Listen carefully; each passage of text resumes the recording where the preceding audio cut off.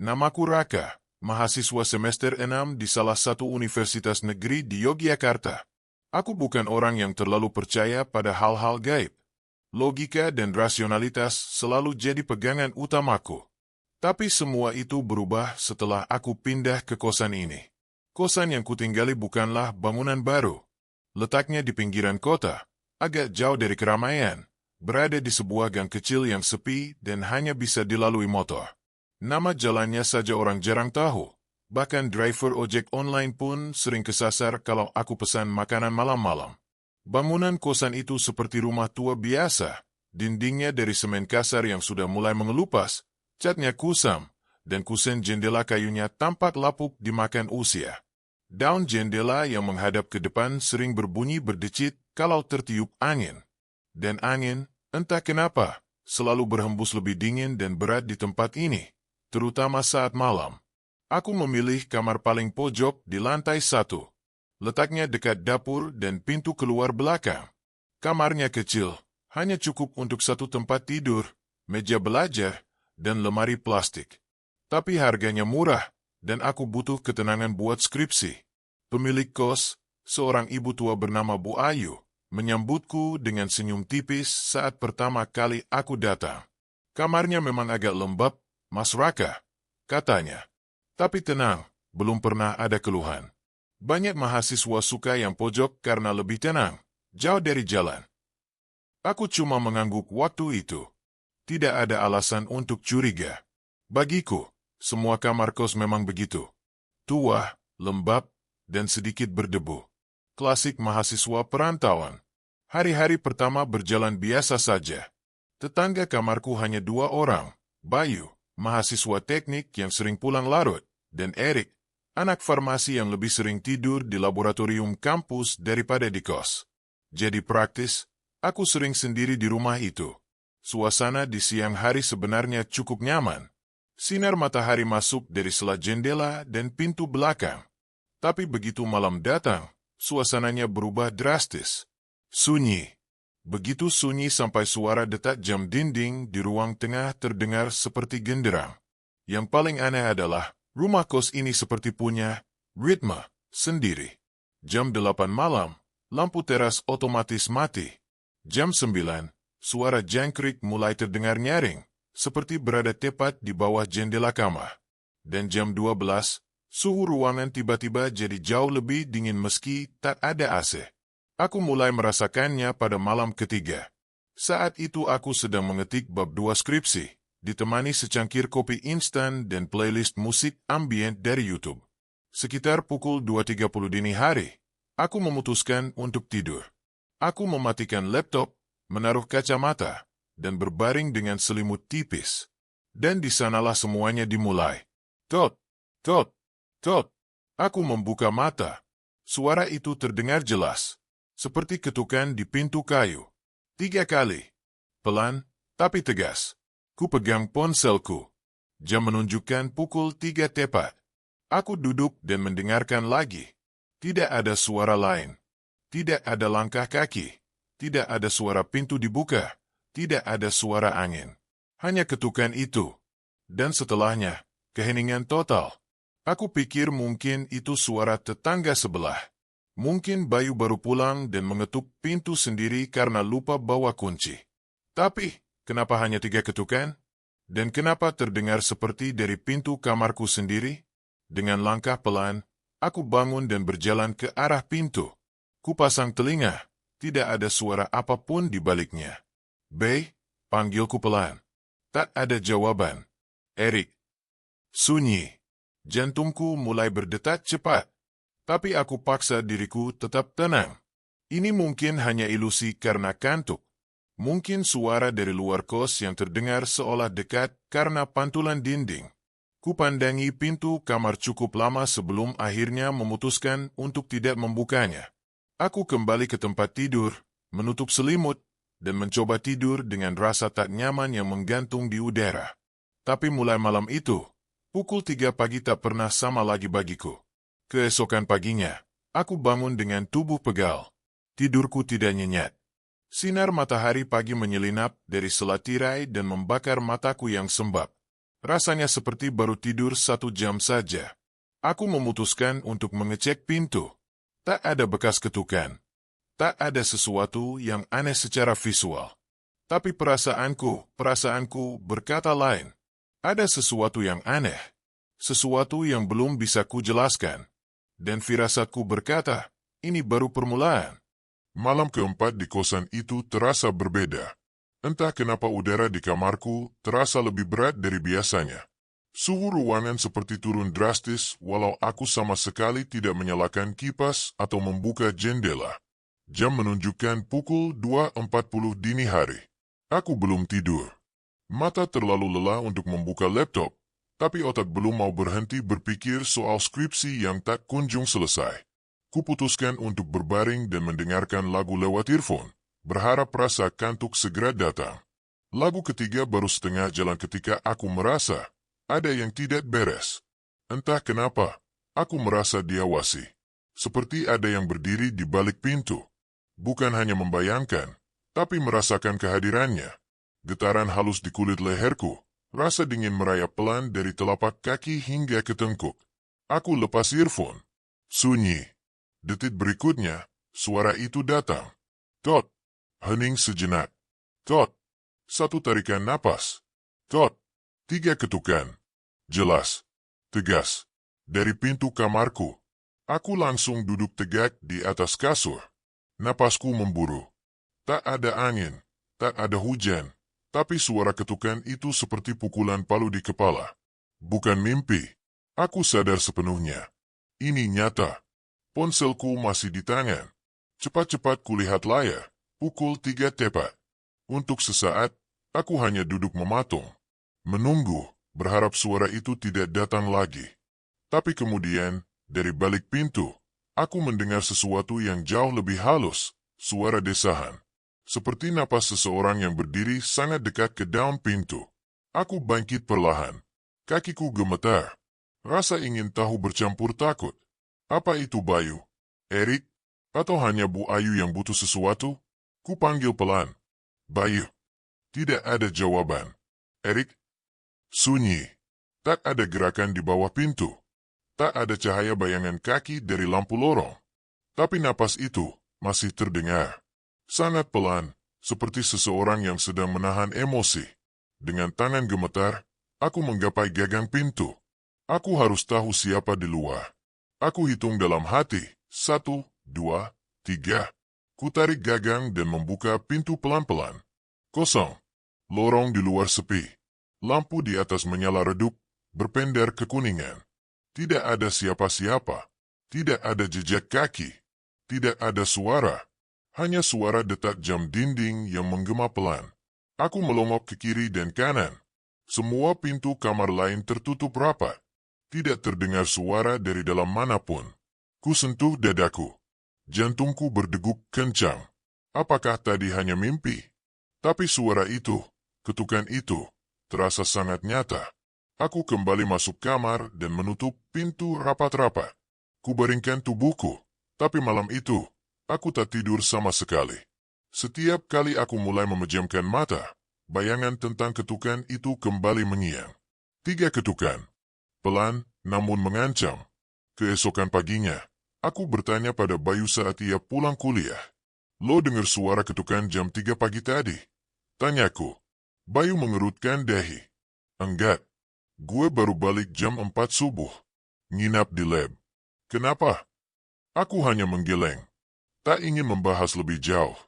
Tapi sejak malam itu, aku mulai mencatat. Setiap jam 3 pagi, aku mulai mencatat suara yang kudengar, berapa lama, dan apa reaksiku. Kupasang alarm jam 2.55 dini hari dan siapkan ponsel di mode perekaman. Dan benar saja, malam kelima, suara itu datang lagi. 3 ketukan. Jam 3. Aku rekam. Kali ini, aku tidak membuka pintu. Aku ingin tahu apakah suaranya masuk ke rekaman. Pagi harinya, aku dengarkan ulang hasil rekaman di headphone. Dan ya, suara itu masuk. 3 ketukan terdengar jelas. Dan setelahnya, suara yang tak pernah kudengar secara langsung. Suara bisikan. Lirih, serak, mengerang seperti dari tenggorokan yang kering. Bukakan. Aku terdiam cukup lama setelah mendengar rekaman itu. Keringat dingin mulai membasahi punggungku. Karena malam itu, aku tidak mendengar bisikan apa-apa langsung. Tapi ponselku merekamnya. Aku mulai berpikir, kalau aku buka pintu malam itu, apa yang akan kulihat? Dan lebih penting lagi, siapa atau apa yang sebenarnya mengetuk? Aku tak bisa memejamkan mata malam itu.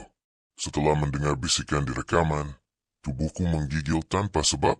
Bukan hanya karena takut, tapi karena rasa aneh yang muncul dari dada.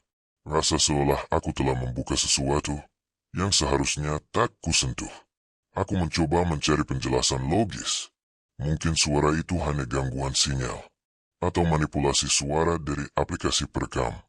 Tapi makin aku pikir, makin semuanya terasa tidak masuk akal. Keesokan harinya aku memutuskan untuk bicara dengan Bu Ayu, pemilik kos. Kukira, sebagai orang yang paling lama tinggal di sana, dia pasti tahu lebih banyak soal bangunan ini. Pagi itu, Bu Ayu sedang menyapu halaman. Rambutnya diikat rapi, wajahnya tampak letih seperti kurang tidur. Tapi ketika aku mulai bicara tentang suara ketukan dan bisikan, ekspresinya berubah drastis. Mas Raka, sudah berapa malam dengarnya? Aku ragu menjawab. 4 malam terakhir, selalu jam 3 pagi. Dan semalam, ada suara minta dibukakan. Bu Ayu terdiam lama. Matanya kosong menatap pohon mangga di tengah halaman. Suara sapu lidi yang tadinya berderak perlahan berhenti. Akhirnya dia berkata dengan pelan, kamar pojok itu dulunya pernah dihuni anak laki-laki. Namanya Dimas. Anak baik, rajin, tapi tertutup. Aku diam mendengarkan. Dimas juga suka begadang. Skripsi, katanya. Tapi lama-lama dia berubah. Sering ngomong sendiri. Tidurnya siang dan malam malah terjaga. Kadang saya dengar dia menangis malam-malam. Suasana menjadi sangat hening. Angin seolah enggan lewat. Sampai suatu malam, saya dengar suara keras dari kamarnya. Kayak lemari jatuh. Saya ketuk-ketuk, gak dibuka. Akhirnya saya panggil warga, dan kami dobrak. Bu Ayu menelan ludah. Suaranya bergetar. Dia sudah meninggal. Gantung diri di belakang pintu. Jantungku berdegup lebih cepat. Jam berapa waktu itu? Tanyaku pelan. Bu Ayu menatapku. Jam 3 pagi. Persis. Aku menelan ludah. Dunia seolah melambat. Seperti semua potongan aneh yang terjadi selama ini mulai membentuk pola. Polisi bilang tidak ada catatan bunuh diri. Tapi ada satu hal aneh. Di dinding kamar, tepat di depan tempat tidurnya, ada bekas coretan kuku. Seperti seseorang yang mencoba menggores tembok. Aku kembali ke kamar siang itu dengan kepala berat. Rasanya seperti dibekap kabut. Bayangan tentang seseorang yang meninggal di kamar yang kutinggali, tepat di tempat aku tidur sekarang, menggantung di benakku. Malam harinya, aku memutuskan untuk tidak tidur. Aku ingin menyaksikan sendiri apa yang terjadi saat jam menunjukkan pukul 3. Kali ini aku siapkan kamera ponsel, voice recorder, bahkan menaruh garam dan air putih di depan pintu, saran dari temanku yang percaya mistis. Jam 2.59. Aku duduk di kasur dengan tubuh tegang, menatap pintu yang tertutup rapat. Di tangan kiriku, ponsel dengan layar menyala dan kamera aktif. Tit, tit, jam digital di ponselku berubah. Pukul 3. Dan, seperti sudah ditulis dalam naskah takdir. Tot, tot, tot. 3 ketukan itu datang lagi. Namun kali ini berbeda. Ketukan pertama dan kedua terdengar biasa. Tapi yang ketiga, seolah mengguncang seluruh kusen pintu. Debu jatuh dari ventilasi atas. Segera setelahnya, suara bisikan kembali terdengar, lebih keras, lebih dekat, dan lebih memohon. Bukakan, tolong. Tubuhku kaku, tapi sesuatu dalam diriku berkata, kamu harus tahu siapa itu. Dengan satu tarikan napas panjang, aku bangkit dari kasur, menggenggam ponsel di tangan kanan, dan perlahan berjalan ke arah pintu. Aku berdiri di depan pintu selama hampir 1 menit. Suara bisikan masih terdengar, kini disertai isakan lirih seperti suara tangisan seorang pria muda. Tanganku meraih gagang pintu. Tapi sebelum aku sempat membukanya, kamera ponselku mati sendiri. Layarnya gelap, dan dari speakernya terdengar desisan seperti suara radio rusak. Aku mundur, panik, dan saat itulah dari balik pintu terdengar suara langkah kaki menjauh perlahan. Aku berdiri terpaku, nafasku terengah-engah. Tapi aku tahu satu hal, suara itu bukan mimpi, bukan ilusi, dan mungkin itu bukan manusia. Setelah malam ketiga yang penuh teror itu, aku mulai menyadari sesuatu. Semakin aku memperhatikan ketukan itu, semakin kuat kehadirannya. Besok paginya, aku coba membuka kembali rekaman dari voice recorder.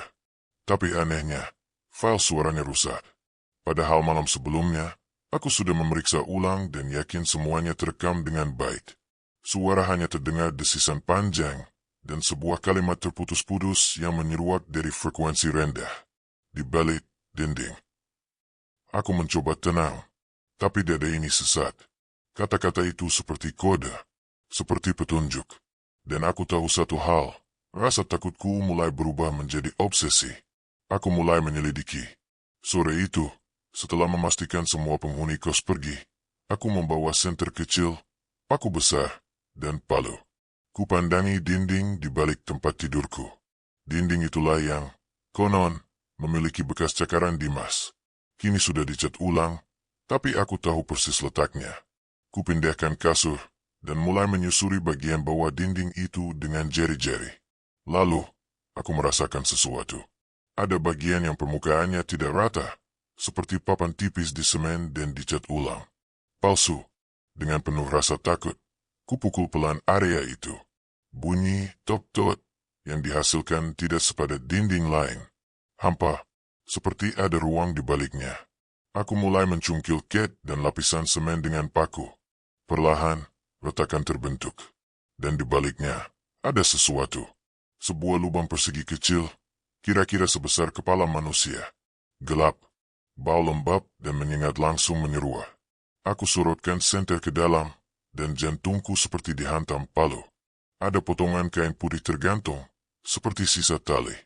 Dan di dasar lubang, terlihat bekas noda kecoklatan di lantai. Aku terpaku. Kain itu, seperti tali gantungan. Tiba-tiba, dari dalam lubang, terdengar suara gesekan. Senterku goyah. Dan di balik cahaya, aku melihat sesuatu bergerak cepat di dalam lubang, seperti bayangan, lalu menghilang. Aku jatuh terduduk. Senter terlepas. Seluruh tubuh gemetar. Aku ingin kabur, tapi kakiku terlalu lemah untuk berdiri. Namun ketika kuangkat kembali senter, aku melihat sebuah kertas kecil lusuh terselip di sudut celah dinding itu. Dengan jari gemetar, aku mengambilnya. Tulisannya kabur, seolah sudah lama sekali ditinggalkan. Tapi aku masih bisa membacanya. Aku minta maaf. Aku cuma ingin tidur. Aku cuma ingin semua ini selesai.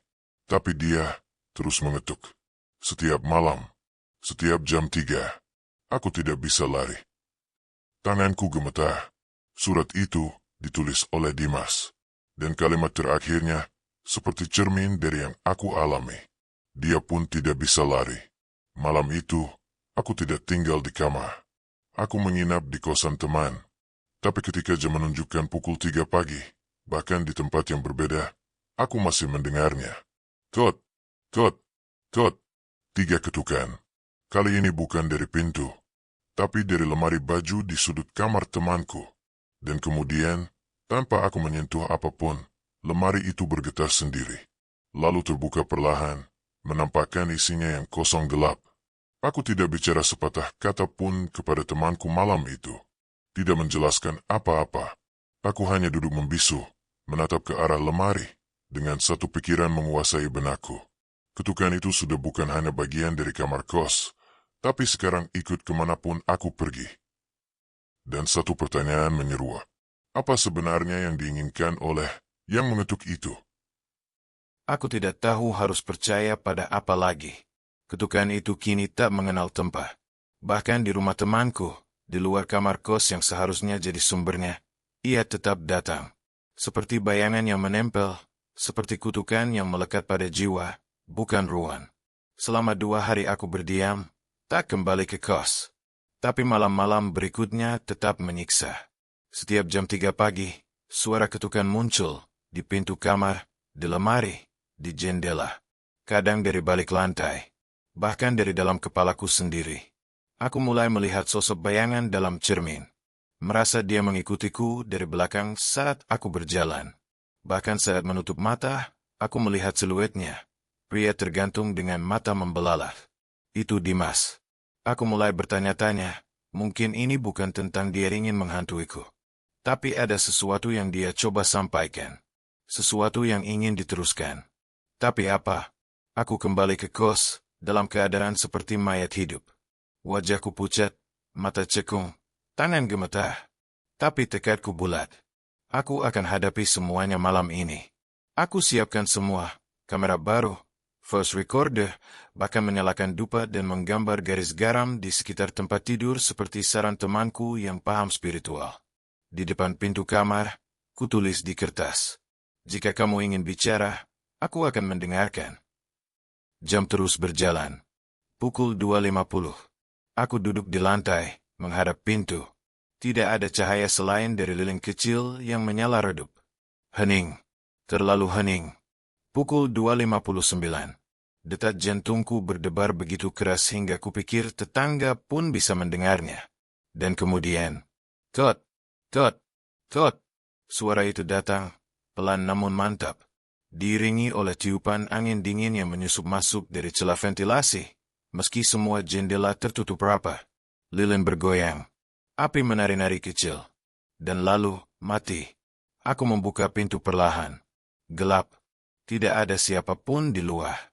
Tapi ketika aku menoleh kembali ke dalam kamar, dia berdiri di tengah ruangan. Dimas.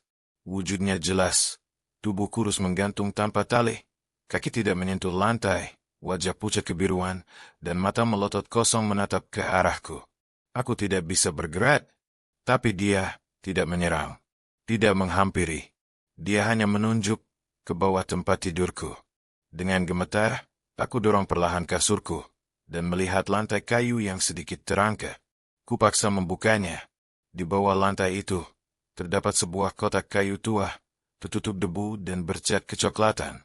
Aku membukanya, dan isinya membuat napasku tercekat. Foto-foto lama. Beberapa sobek. Ada surat-surat bertulisan tangan. Dan yang paling mengejutkan, kaset pita tua. Semua itu milik Dimas. Dan dari surat yang kutemukan, dia sempat melakukan riset tentang fenomena sleep paralysis, suara ketukan, dan entitas yang menghuni antara dunia mimpi dan nyata. Dia percaya bahwa jam 3 pagi adalah waktu ketika tirai antara alam terangkat, dan ia mencoba memanggil sesuatu. Namun ia tak bisa mengendalikannya. Dan akhirnya, ia memilih mati, karena setiap malam semakin dekat, semakin nyata, dan semakin ingin menggantikannya. Aku duduk memeluk kotak itu sambil menangis. Dimas hanya berdiri, diam, lalu perlahan menghilang dalam gelap. Tapi sebelum sosoknya sepenuhnya lenyap, ia berbisik. Sekarang kamu tahu, jangan biarkan dia masuk. Dan entah dari mana, terdengar ketukan baru. Tot, tot, tot. Tapi kali ini, bukan dari pintu. Dari balik cermin. Dan aku sadar, mungkin Dimas sudah pergi. Tapi yang mengetuk itu, belum.